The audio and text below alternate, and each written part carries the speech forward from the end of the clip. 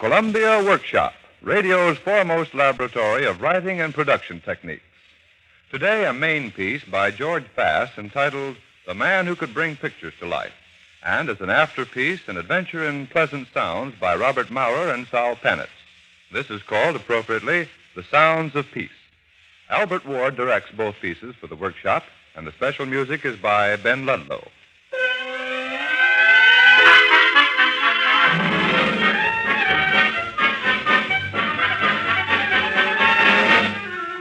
Every week, the workshop does something different.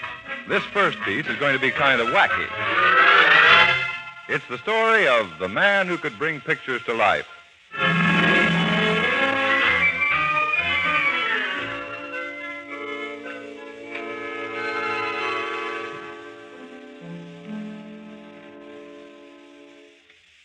Nice fire, huh? You know, sitting here on the couch, looking at the fire, makes you think of things that happened in the past and of things that might have happened. Does that to me. And I got plenty of time to think. I ain't used to this quiet life here in the middle of a bunch of mountains, trying to act like I was a farmer. Me who was brought up in good old New York City and never seen a cow till I came here. I bet you wonder how come I'm a farmer. It's a story, all right. Happened years ago. Let me tell you about it. You know Joe's Grill off Lexington? I wonder if he's still there. Well, one summer morning, I'm sitting at the bar drinking a beer. Okay, Mike. Okay, Joe, strictly okay. That was Joe, see, the owner. Nice fella. Works hard. It's morning, so he's down the other end polishing up the glass. Then there's another guy 2 stools down, and something tells me he's a talker. Nice day, ain't it? Mm-hmm. Now, you see, me, I ain't too communicative. Nice day, end of conversation. But not this guy. You know, I can bring pictures to life. That's nice. You want a pretzel? Oh, I mean it. I can bring pictures to life. Sure. No one else in the world can do that. Yeah, that's fine. I didn't know I could do it till this morning. Do what? Bring pictures to life. Just like I told you. What were you drinking this morning? Not a drop. Do you think... Ain't you? No. All right, so you can bring pictures to life. So what? Can you make a living at it? Or are you trying to sell me some of it? Well, I just had to tell someone. Not half so much fun when no one else knows. Okay, out with it. What's the gag? Well, I see a picture, and I shut my eyes, and I think hard about it being real, and bang-o, it is real. Are you in a circus or vaudeville? No, I just do it. Oh, you just do it. I was hungry when I got up this morning. I hadn't eaten in 2 days. Broke? Oh. Mm-hmm. A touch-a-roo. I haven't asked you for anything, have I? Don't. I won't. I just want to tell you about her. Of course, if you don't want to listen, I can't make you. I'll listen, but that's all I'll give you. An ear. Well, I was hungry, broke. Nothing left to hark. My studio, I'm an artist, was bare. Bare except for a still life or a bowl of fruit. My head was swimming a little, and the picture seemed to be swinging on the wall. It looked funny. The painted pears and apples and grapes swinging in the frame. They looked good to eat, and so I shut my eyes. You know the way you do. And I just wished that they were real enough to eat.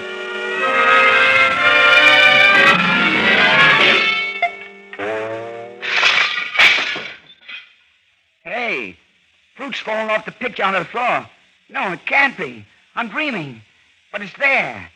And the canvas is bare. It's real fruit. I'm eating it. I must find another picture. Maybe I can do it again. Here's an advertising brochure.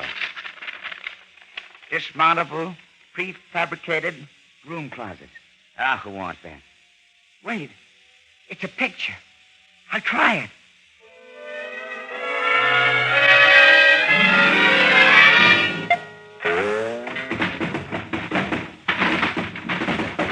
worked again. Oh, I can't move. This room is full of dismountable, prefabricated broom closets. I'll try to squeeze through here. Oh, I can just make the door and get out. Oh. I'll leave them for the landlord. Maybe he can use them.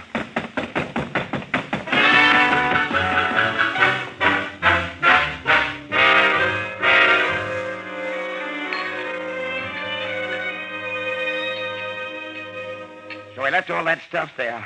I'd like to see the face of my landlord when he gets into the room. Must weigh a ton. Very interesting. When I get the right picture, I'm going to be rich. What kind of picture is the right picture? One with gold in it. One with jewels in it. I know where there is one, and I'll make the painted gold and jewels real. So you see, even though I am broke, I'm not worried. I can be rich anytime. Wait till you tell that to Joe. He'll brain you. Will he now? You see that horse hanging behind the bar? Yeah, that's Lady Nellie, winner of the Derby in 1898. Life size. Watch. It better not try any funny stuff. Just watch what I'm going to do. The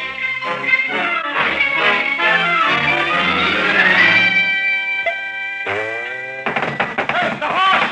It's alive! It's kicking! Let me out here! Now you done it. There goes Joe right through the door. Me, I'm following. Come on.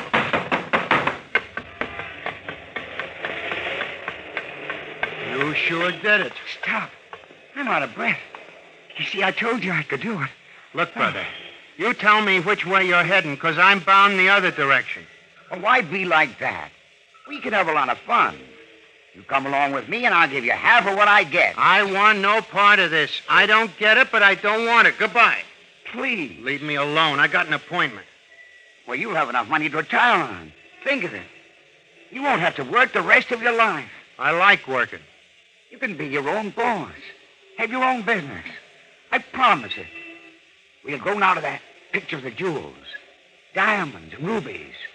Hundreds of gold pieces. You'll have half. Well, I think I'm dreaming. Oh, that's fine. We'll be partners. Come on. You sure you can work it? You saw me do it. That horse was real enough, wasn't it? Yeah, but... No, look, I'll show you again. There's a knot dealer on 57th who would never buy any pictures of mine. I'd like to get even with him. Come on, let's go.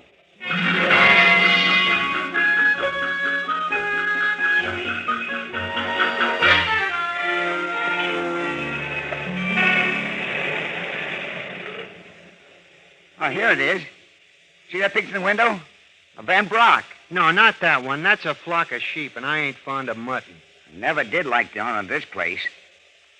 Wait a minute, and we'll set the flock of sheep free. No, man, there's about 300-400 of them. The more the merrier. You can't. I can. Don't have negative thoughts. Well, here goes.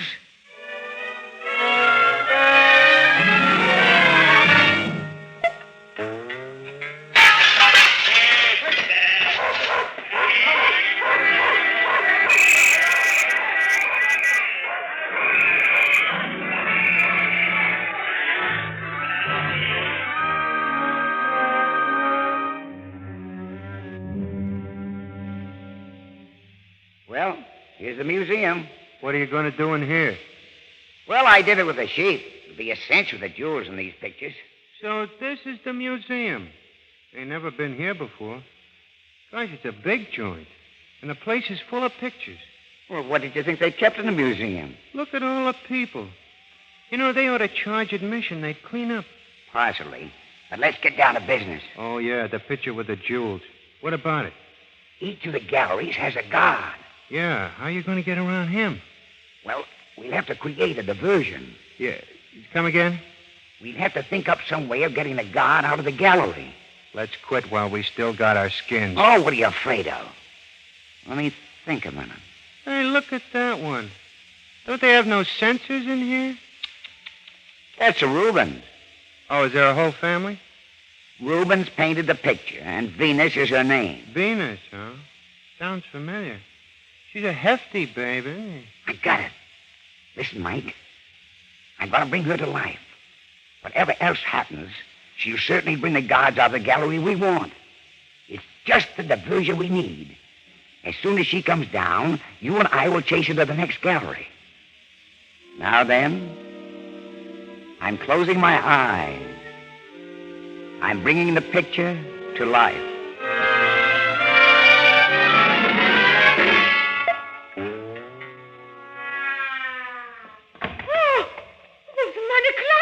Gee, she talks German.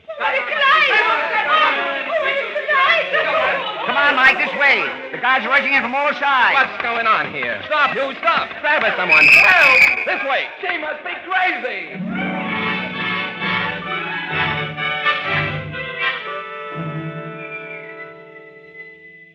Here we are. See it?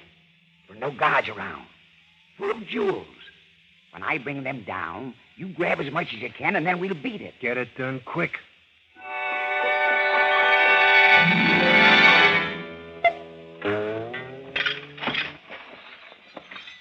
Gold, rubies, emeralds, diamonds.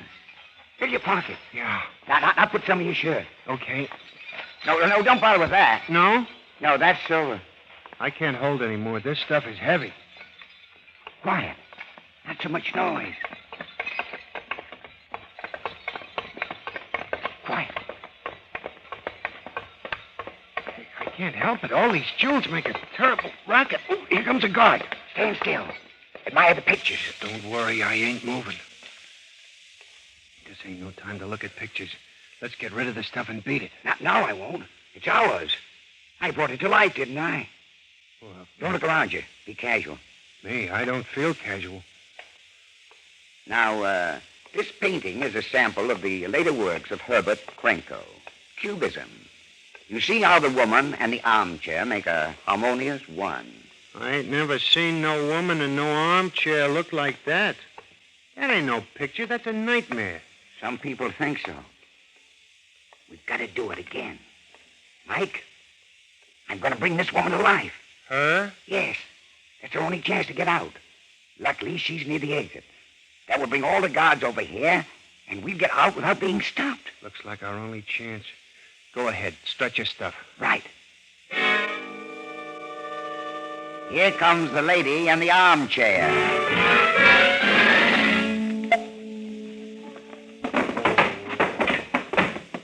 The guards see her. They're coming, all right. I think they're coming for us. Run! No walk. Be casual. Remember that. You men, stop where you are. Head them off. Stop. Run! Oh, they're behind us, too. This way, no, the other way. Stop. Grab them. What are you up to? And what's this you've got in your pockets, huh? Jewels. And gold. Thieves, are you? Come along now. We are not thieves. Keep quiet. Don't talk or you get a lawyer. But they can't do this to us. I brought these things to life. I didn't steal anything. They don't seem to understand. Pockets full of jewels. Call the wagon, will you, Jim? These are the ones that started this. They've been in the gem room, and we've caught them with the goods. Come on, shake a leg. You're under arrest. Why did I ever listen to you?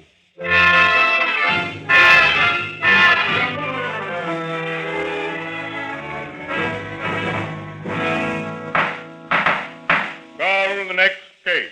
People against Mike Jones and John Doe. Stand at the bar. You're accused of disturbing the peace, robbery, burglary, maintaining a common nuisance, larceny, both petty and grand, malicious mischief, trespass, assault and battery, blocking traffic, and driving sheep on city streets without a license. How do you plead, guilty or not guilty? Well, answer. What is your plea?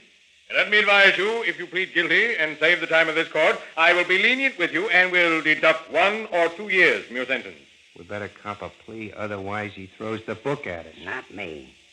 I plead not guilty. And you? I guess I do, too. Don't guess. Do you or don't you? I do. I plead not guilty, with an explanation, Judge. You'll have plenty of time to explain after the evidence of the prosecuting witness.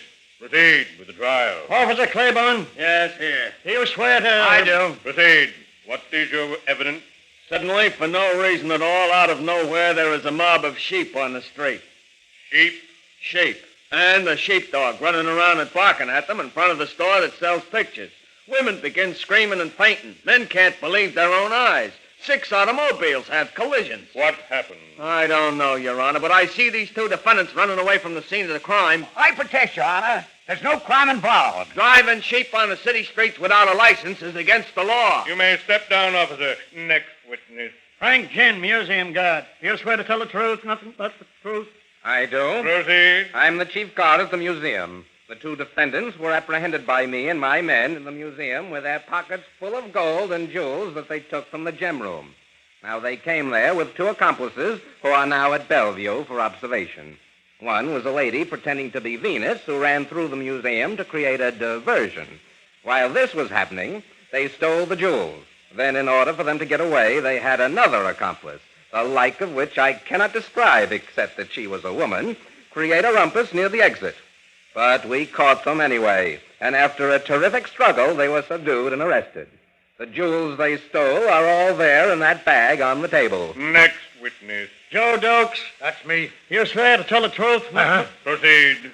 Well, I'm the owner of Joe's Grill. I opened early today, and Mike was there having a few beers. This other guy comes in and makes like he don't know Mike. Well, I was down at my end of the bar polishing glasses, and he was talking to Mike. The next thing I know, he takes a horse out of his pocket and puts him behind the bar.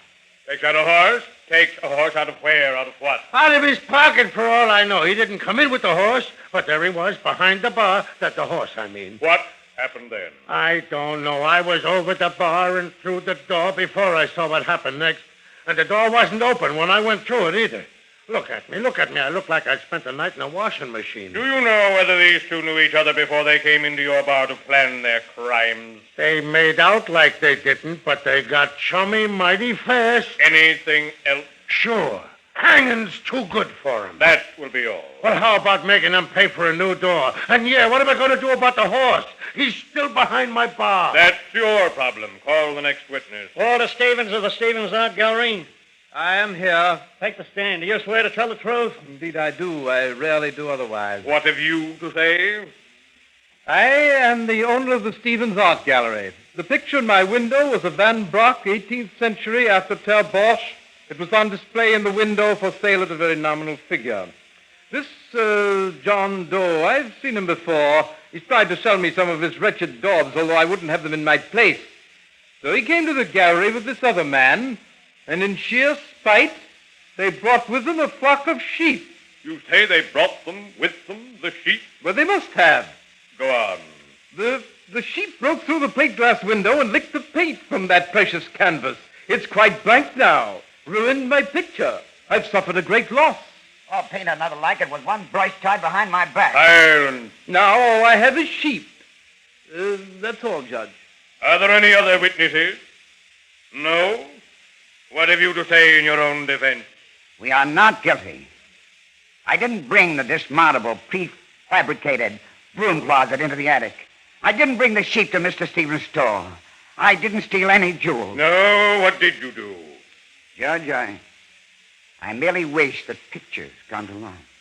You did what? I would look at a picture and wish that it were real, and it would come to life. Is that a crime? No, that's no crime. But you don't expect this court to believe you could do it, do you? I didn't believe it either, Judge, but that's what he does. This case has at least the element of novelty. Perhaps you'd like to give a demonstration of this occult power to the court? No, Judge, no. Don't ask him. We're in enough trouble now. Quiet, please. Well, prisoner, would you care to demonstrate? You'll be sorry, Judge. On the wall behind me is a picture of Justice, twice life-size. Suppose you bring her to life, just to show the court your remarkable powers. Well, if you insist. Again, I ask you, don't do it. Why not? Maybe she'll do us justice. Now then, I'm closing my eyes. I'm wishing the picture will come to life.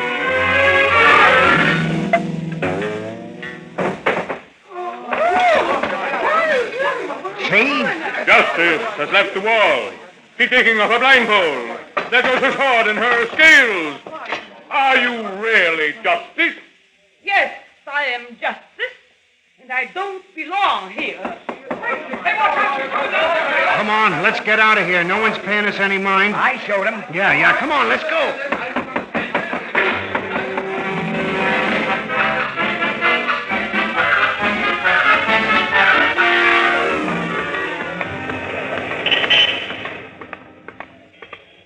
got away. But now if they catch us... Oh, they'll never catch us. We leave the city. Look, I have all the jewels. Where'll we go? How would you like to own a farm? Just the two of us. A nice, quiet farm on top of some mountain.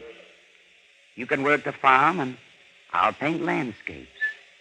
We can do it. We've more than enough for that. And you wishing pictures to life? Oh, no. I'd rather live in a nice, quiet cell the rest of my life. Look, Mike, you do it, and I'll promise never to bring a picture to life again. Will you? Is that a solemn promise? Yeah. It's a deal. Come on, let's go. We'll take the first train to the mountains.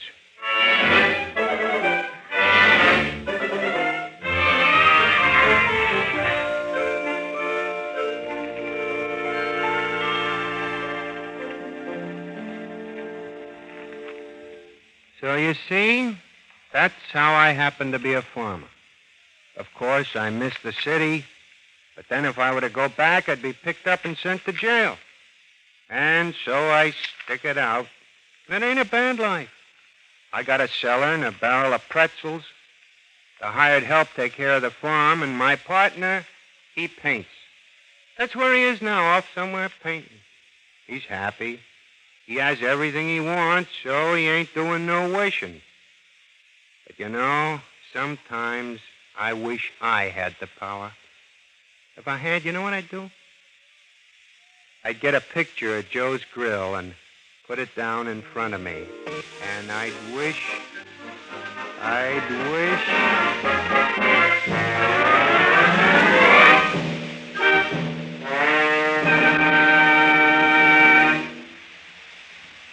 Part 2 of today's doubleheader Columbia Workshop presentation, as directed by Albert Ward, follows immediately.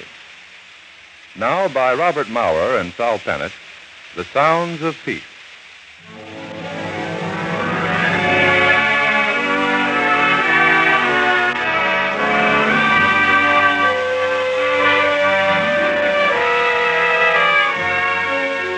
The sounds of peace are sweet.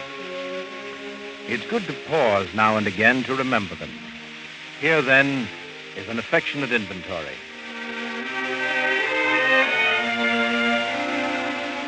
A soldier just back from the wars, meeting his young wife and child again. In the nursery, he kicked something. Oh, I didn't see it. Joni leaves her rattles all over the place. Sounds funny. Funny, peculiar, I mean. How, dear? I don't know. It just does. I guess I'm just used to it, hearing it all day. Sounds good. I like it. Come to think of it, I guess it is nice. I like the way it sounds when she laughs. She laughs like you. Oh, go on. No, I mean it. She reminded me of you many times. You know what? What? I'm going to get Joni another rattle with 2 bells in it. You sure it's for Joni? Sure. Later in the evening, another sweet sound of peace during that last luxurious half hour before lights out, reading in a soft, well-built bed, reaching over, snapping on the radio, and getting...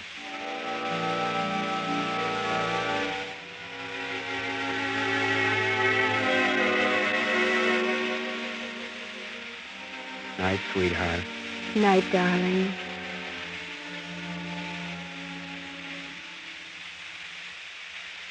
Then in the morning, the sound and smell of bacon and eggs frying. Sounds wonderful. Smells gorgeous. You'd better sit down and eat. You can read the paper later. You know, if you think of it the right way, even the sound of a factory whistle is mighty pretty. Instead of a tank, our ex-GI goes off to work to the soothing hum of the family jalopy.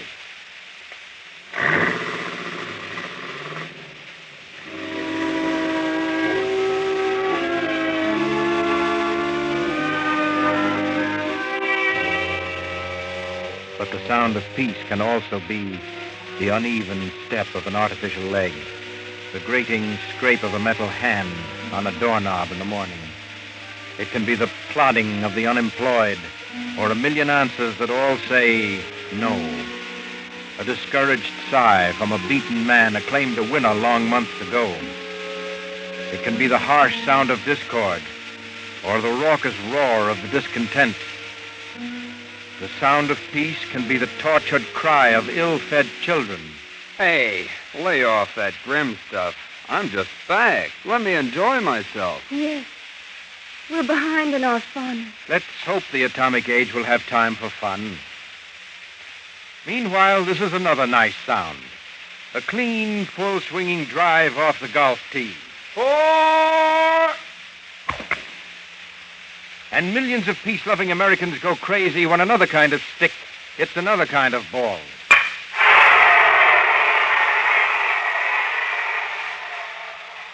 Remember, there were countries which despised peace. They wanted glory. Now they have peace. A troubled, uneasy, costly, imposed from without peace.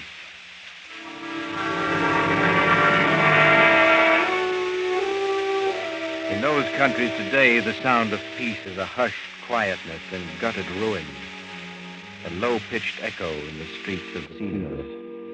A lonesome wail on the railroad track where the trains don't run on time. The sound of peace is the drone of planes with quiet cargo.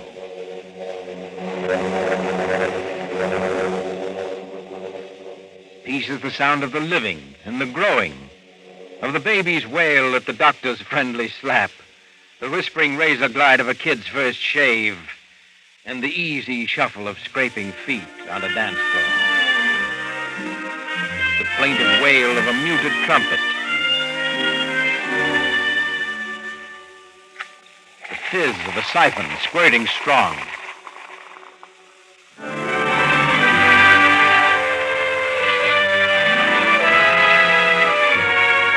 The clatter of dishes heard over high sea. The yakety-yak of nothing said. The rapid-fire tempo of a tap dancer's toe and the muffled cry of corns in a patent leather shoe. The sound of peace is a lazy yawn and the early morning awakening of the countryside. The sizzle in the marriage of the bacon to the egg. For the sound of peace in the atomic age must be a happy sound, of varied tongues merging into universal understanding. The sound of border barriers falling under a common push. It must be the sound of ships threshing the seven seas, tying shoreline to shoreline in healthy friendship. It must be questions asked and answers given. It must be promises given and promises kept.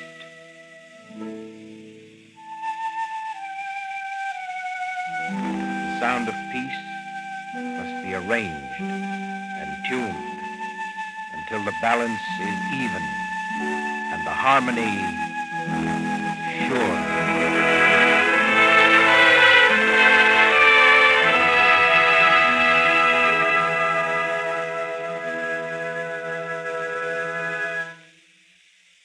Today, in keeping with its policy of presenting unusual and experimental scripts, the Columbia Workshop offered two novelties. First, George Fass's original whimsy, The Man Who Could Bring Pictures to Life, and following this, The Sounds of Peace by Sal Penitz and Robert Maurer. Both scripts were directed for the Workshop by Albert Ward with special music by Ben Ludlow. In today's cast, Billy Lynn was the man who could bring pictures to life, and John Gibson was Mike. Eric Dressler narrated The Sounds of Peace. Next week's presentation of the Columbia Workshop will be by a young San Francisco writer, Richard S. Burdick. Entitled The Tin Whistle, this story will be under the direction of Carl Beyer. Keep tuned to CBS for a last-minute roundup of world news by Columbia's correspondent, Larry Lasser, which follows immediately over most of these same stations. This is Don Baker speaking, and this is CBS, the Columbia Broadcasting System.